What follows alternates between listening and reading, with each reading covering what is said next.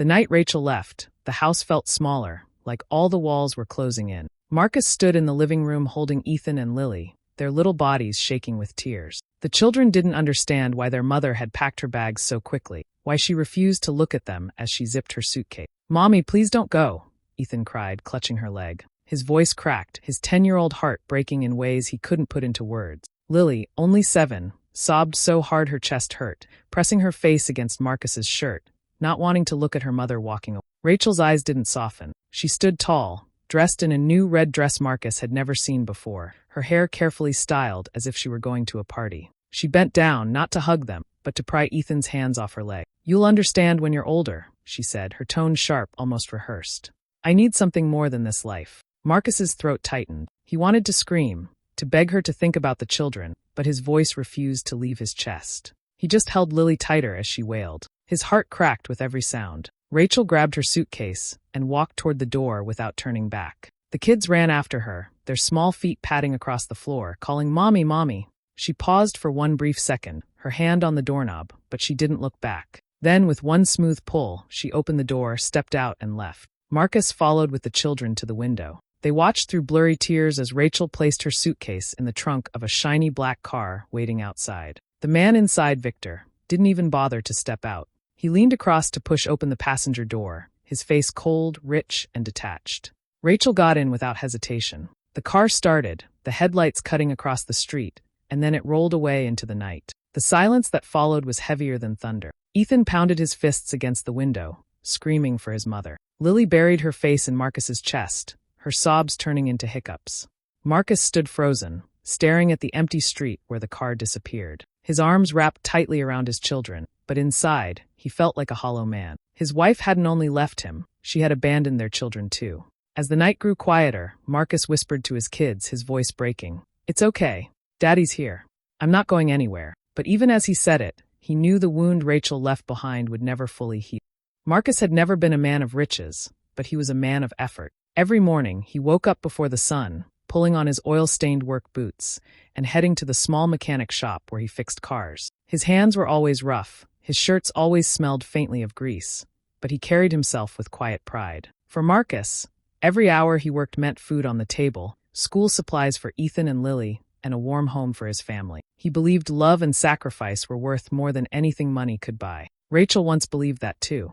In their early years, she would bring him lunch at the shop, sitting on an overturned tire while he wiped his hands and smiled at her. She used to laugh when he came home tired, telling him she loved his strong, hard-working hands. For a while, their simple life was enough for her. But as time passed, Rachel began to change. She grew restless with the cracked floors in their kitchen, the second-hand couch, and the way Marcus would always say, "Maybe next year," when she asked about vacations. She wanted more than Marcus could give. She began comparing their life to the glossy pictures in magazines, to the wealthy neighbors with shiny cars and designer clothes. Slowly, she stopped seeing Marcus's love as enough. She started seeing his life as a cage. That was when Victor appeared. A businessman with sharp suits and a silver watch, Victor was everything Marcus was not: rich, confident, and able to spoil Rachel with the kind of attention and gifts Marcus couldn't afford. Rachel's laughter grew louder around Victor, her eyes brighter. And Marcus noticed. He saw the distance in her gaze, the way she stayed longer at the mall or came home smelling of perfume he hadn't bought. He asked her once if something was wrong, but she brushed him off, saying, "You wouldn't understand." When she finally left, she didn't just leave Marcus. She left her children too. Ethan and Lily were the ones who suffered most.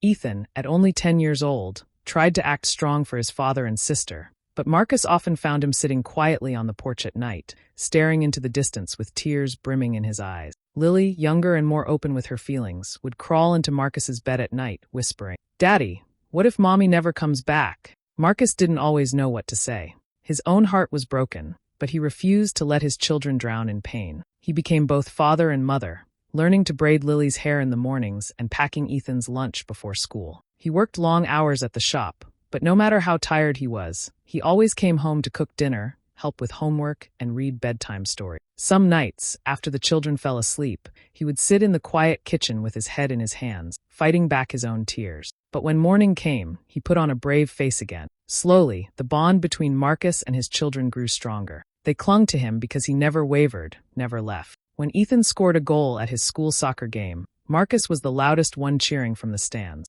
When Lily painted a picture of their family, it showed only her, Ethan, and her dad, smiling together. Those moments kept Marcus going. The absence of Rachel was heavy, but in some ways, it made Marcus's love shine brighter. He wanted his children to know they were worth everything, even if their mother chose money over them. Still, there were nights when Ethan asked, "Dad, why wasn't our love enough for Mom?" Marcus would pull his son close, his heart twisting, and say, "It wasn't you, son. It was never you. Some people forget what really matters, but I'll never forget. I'll always be here." Rachel might have traded her family for wealth, but Marcus knew one thing for certain. The bond between him and his children was stronger than any luxury. It had been a full year since the night Rachel left. Marcus had built a steady rhythm with Ethan and Lily. School runs in the morning, long hours at the shop, dinner together in the evening, and little rituals that made their house feel alive again. The wounds hadn't completely healed, but the three of them had found a way to smile through the pain. One Saturday afternoon, while Marcus was in the yard fixing the lawnmower and the kids were drawing with chalk on the driveway, a shiny white car pulled up to the curb. At first, Marcus thought it was a neighbor or a lost driver. But then he saw her. Rachel stepped out, her heels clicking against the pavement, her dress bright and expensive-looking, her hair done perfectly. She held 2 large shopping bags in her hands, filled with wrapped gifts. Ethan froze, the chalk falling from his hand. Lily's eyes widened, and she instinctively grabbed Marcus's arm. "Mom," Ethan whispered, his voice unsure, torn between shock and longing. Rachel's smile was wide, but it didn't reach her eyes. "Hello, my babies," she said softly, walking toward them as if nothing had happened. "I missed you so much." Marcus stood up slowly, his chest tightening. He hadn't seen her in 12 months, not even a phone call. And now she was here, dressed like a queen, carrying gifts like peace offering. Rachel knelt down in front of Ethan and Lily, holding out the bags. "Look what I brought you. Toys, clothes, everything you've ever wanted. Mommy made a mistake, but I'm here now. We can be a family again." Lily didn't move. She pressed herself closer to Marcus, her lips trembling. Ethan looked at the gifts, then at his mother, confusion written all over his young face. His heart wanted to run to her, but his memory reminded him of the night she walked away without looking back. Marcus's jaw tightened. He could see what Rachel was doing. She wasn't here because she had changed. She was here because life had changed for her. The shine of her jewelry and the smell of her perfume couldn't cover the truth. She was trying to buy her way back into the children's hearts. Rachel looked up at Marcus, her smile faltering when she saw his cold stare. "Marcus," she said, almost pleading, "I was wrong. I thought I needed more, but I realize now. I need my family." Marcus's eyes didn't soften. "Family isn't something you can just walk away from and pick up when you feel like it," he said quietly. Rachel's smile tightened. "Don't poison them against me. I'm still their mother." She turned back to Ethan and Lily, her voice syrupy. "Come to Mommy. Don't you miss me?" Ethan shifted uncomfortably. For a long moment, he didn't move. Then he asked the question Marcus had dreaded but knew would come. "Why did you leave us?" His voice cracked, but his eyes were steady. Rachel froze, caught off guard. She opened her mouth, but no words came out. Finally, she forced a shaky laugh. "You'll understand when you're older. Mommy just made a mistake." Lily shook her head fiercely. "You left Daddy. You left us. I don't want your presence." Rachel's face fell. For the first time, a shadow of panic crossed her expression. She reached out, but the children stayed close to Marcus, their trust now guarded. Marcus placed a protective arm around them, his voice firm but calm. "You should go, Rachel. If you want to see them, it won't be on your terms. They're not toys you can buy back. They're my children, and I won't let you hurt them again." Rachel's eyes hardened, but she forced a smile and stood up, brushing off her dress. "We'll see about that," she muttered, glancing at Marcus with a look that promised trouble. Then she walked back to her car, leaving the gifts on the driveway, as if they were proof of her love. The three of them stood together, watching her car pull away. Ethan's small hand slipped into Marcus's, while Lily buried her face against his side. Marcus knew this was only the beginning of a new storm, and he would have to protect his children more fiercely than ever. Rachel did not disappear after that first visit. Instead, she began showing up often, almost every week. Sometimes she arrived at the children's school with a flashy car, stepping out in high heels that clicked against the pavement. Other times she came to the house uninvited, arms full of shopping bags and her face painted with a smile that never reached her eyes. "Look what Mommy brought you," she would say, pulling out tablets, sneakers, and clothes with brand names Marcus had only ever seen on billboards. Ethan's eyes would always flicker with longing. He was only 10, still young enough to crave his mother's love, still old enough to feel her absence. Lily, however, stayed firm. She would cross her little arms and shake her head. "I don't want it. I don't need it." Sometimes she even ran into her room, slamming the door so she wouldn't have to see Rachel's face. Rachel never stopped smiling at Ethan. She whispered to him, "We could go on trips together. Just you, me, and Lily. I could take you to Disneyland. Don't you miss that kind of fun?" Ethan would look down, unsure. He did miss her. Deep inside, he wanted to believe she meant it. But when he looked at his father, standing silent in the corner with tired eyes and oil-stained hands, guilt would wash over him. Marcus never told the children to hate their mother. He believed it wasn't his place to plant bitterness in their hearts. But at night, when he lay awake, he battled the storm in his chest. How could Rachel, after abandoning them, act as if she could buy her way back? How could she look into her children's eyes and pretend nothing happened? The balance of their home began to shift. Ethan grew quiet, sometimes defensive. "Maybe Mom really has changed," he whispered to Marcus one evening. "Maybe she just wants us back." Marcus sighed, pulling his son close. "Son, people can say many things, but love isn't shown with gifts. It's shown with staying when times are hard." Still, Marcus knew Ethan's heart was torn. Then Rachel escalated things. One afternoon, Marcus received a thick envelope. Inside were legal papers.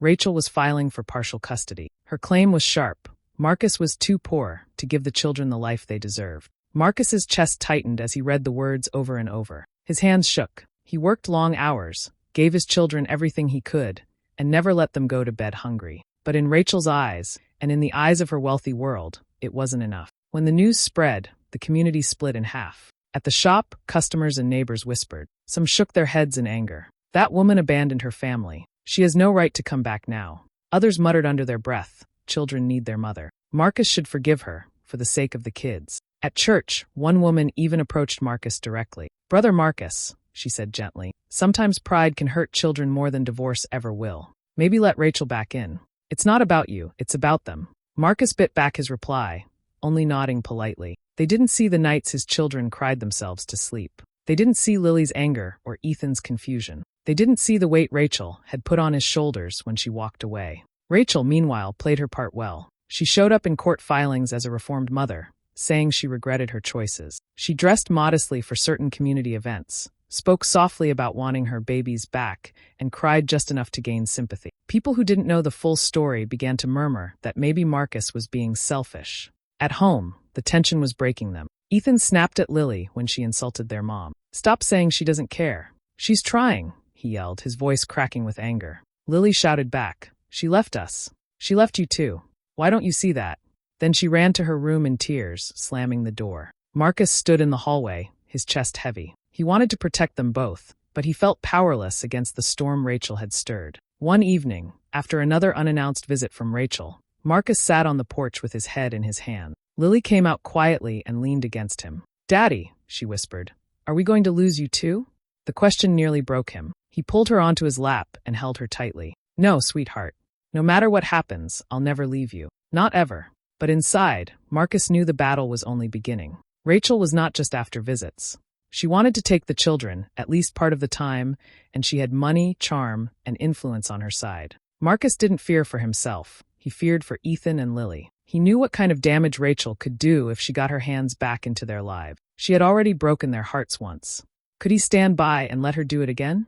The quiet house no longer felt safe. Every knock at the door carried tension. Every whispered conversation in town carried judgment. And every night, Marcus lay awake, staring at the ceiling, wondering how he would fight a woman who had already chosen money over family. This wasn't just about forgiveness anymore. This was about survival, emotional survival for his children.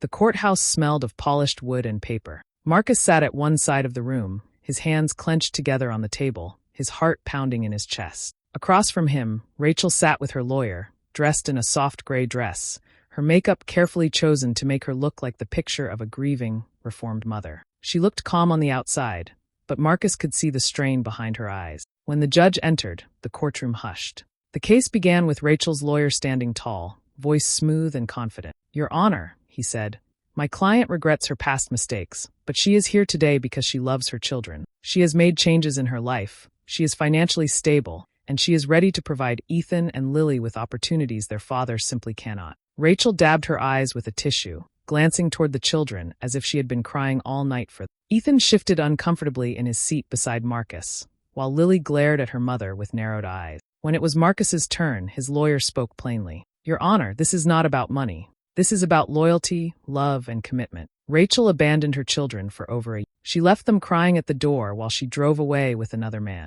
She made no attempt to call, no attempt to support them. And now she comes back, not with apologies, but with gifts, as if her children's love can be purchased. Murmurs rippled through the room. Rachel stiffened, her eyes flickering with anger. The judge leaned forward. I would like to hear from the children. The courtroom grew tense. Marcus's stomach twisted. He didn't want Ethan and Lily to carry such a heavy burden, but he also knew their voices mattered. Ethan was called first. He walked slowly to the witness stand, his small hands gripping the edge as he sat down. The judge smiled gently. Ethan, you don't need to be afraid. Just tell us what you feel. Ethan's eyes darted between his parents. He swallowed hard. I missed my mom, he began, his voice trembling. When she left, I thought maybe it was my fault. I thought maybe if I had been better, she would have stayed. His voice cracked, and Rachel's eyes filled with tears. But then I saw how hard my dad worked, Ethan continued. He never left us. He cooked for us, he helped me with homework, he came to all my games. He was always there.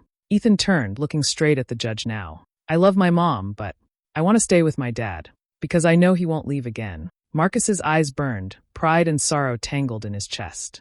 Then Lily was called. She marched to the stand with surprising courage for her age. She sat down, swinging her legs slightly, and stared directly at her mother. You left us, she said bluntly. You chose someone else instead of me and Ethan. I don't want your presents. I don't want trips. I just want my dad.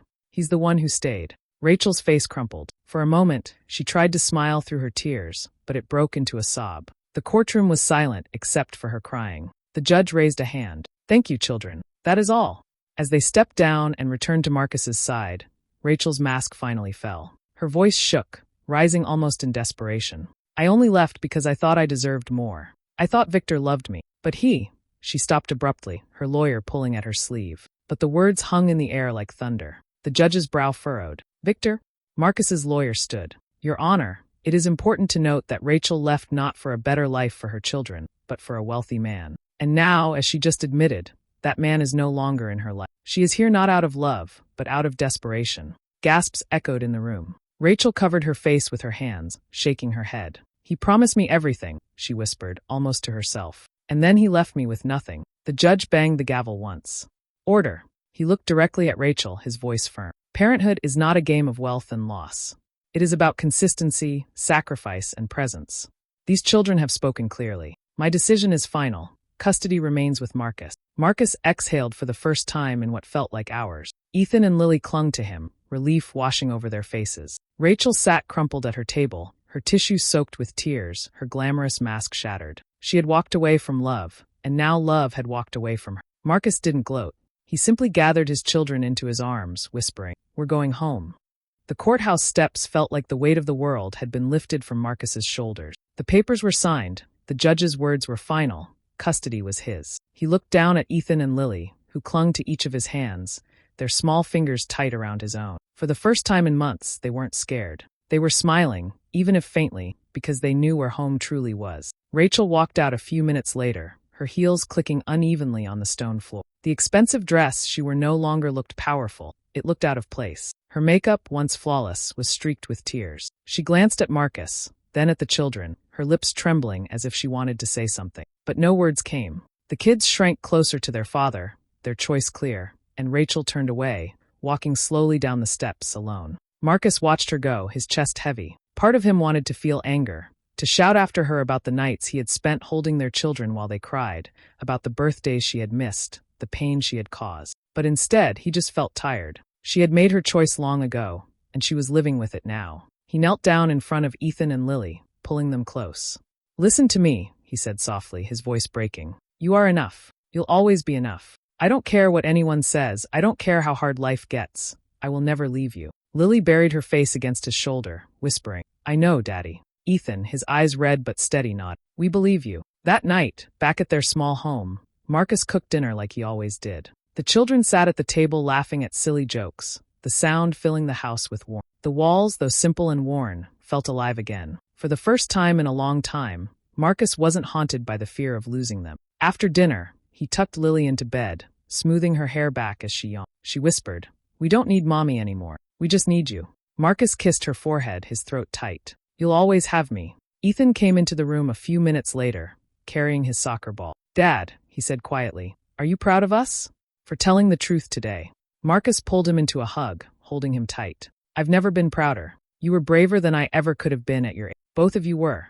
You're the reason I keep going. Later, when the house was quiet, Marcus sat at the kitchen table with a cup of tea. He thought of Rachel, the way she had walked out of court alone, the emptiness in her eyes. He felt no victory, no triumph, only a calm certainty that he had chosen the right path. Love had won, not money. In the weeks that followed, life slowly found its rhythm again. Marcus returned to the shop, Ethan returned to his soccer game, and Lily painted more pictures of their little family. Each one showed the same thing, her brother, and her dad smiling together. Rachel's shadow no longer loomed over their lives, and while the scars of her betrayal would always remain, Marcus knew those scars had shaped them into something stronger. Their bond wasn't broken, it was unshakable. For Marcus, there was no mansion, no luxury car, no expensive gift in the world that could ever compare to the feeling of hearing his children laugh again under his roof. He didn't just win custody that day. He won back their peace.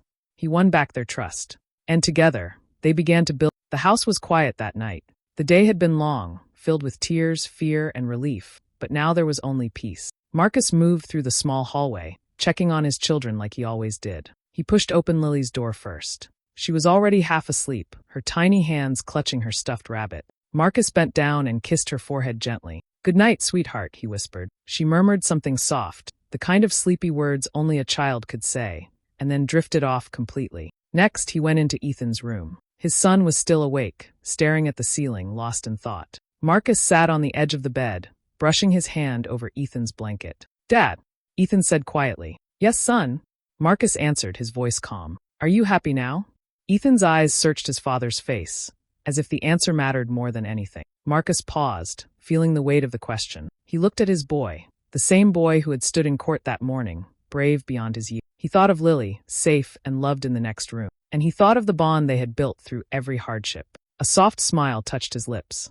His eyes glistened, but they were warm, not heavy. Yes, Ethan, I've got everything I'll ever need, right here with you and your sister. Ethan's face relaxed. He nodded, closed his eyes, and finally allowed himself to sleep. Marcus sat there a moment longer, his heart full. The pain of betrayal would never be forgotten, but it no longer defined them. What mattered was this: family, love, and the promise that they would never face the world alone again. And with that, Marcus turned out the light. Hey besties, thanks for staying with me till the end of this emotional story. Imagine your wife leaving you and your kids for a rich man, only to return a year later trying to buy back their love. Painful, right? But love and loyalty can't be bought, they're earned. If this touched your heart, don't forget to like, share, drop a